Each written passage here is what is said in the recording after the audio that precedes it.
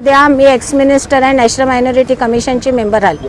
हा जो आरोप आहे ना, हे जे सुरू आहे लोकतंत्राची हत्या आहे, 302 पेक्षा मोठा गुन्हा आहे हा. त्यामुळे तुम्ही आरोपीला आपल्या पोलीस स्टेशन मध्ये न नेता ते ज्या पद्धतीने ते लोक इथे पैशाचा खेळ चालवला होता, करोड रुपये. आणि सर तुमच्या माहितीसाठी सांगते, हे सुनील अग्रवालचं जे फार्म हाऊस आहे याच्यामध्ये 3दा रेड पडलेली आहे पोलिसांची. आणि आता पण आम्ही यांना विनंती केलं की तुम्ही सील करा, पण ते सील करायला तयार नाही. तिथून पैसे सुद्धा सापडले. कुठे आहेत तुमचे इलेक्शन वाले?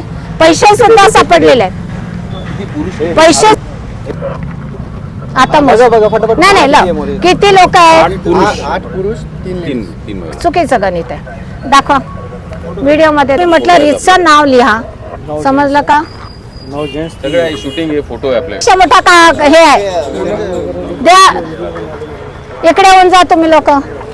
हा चला बोलवा त्यांना.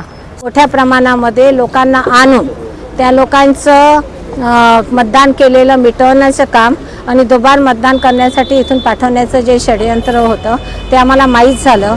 इथे काय 20-25 लोकांना आम्ही पकडलं स्वतः, मग PIला बोलवलेलं आहे. आता माझं असं म्हणणं आहे की हे इलेक्शन ड्युटीचं जे आपले व्हॅन आहेत, तुमचे एक जे व्हॅन असतं ना मोठी गाडी पोलिसांची, ती तुम्ही मागवावी, त्याच्यामध्ये तुम्ही घेऊन जावं. इलेक्शन ड्युटीच्या गाडीमध्ये तुम्ही नेऊ नका अशी माझी विनंती आहे. त्याचं कारण असं आहे की हे आरोपी आहेत, हे आरोपी आहेत, त्यांना एवढा सन्मान द्यायची गरज नाही.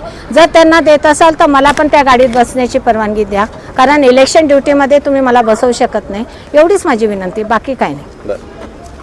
वर्दी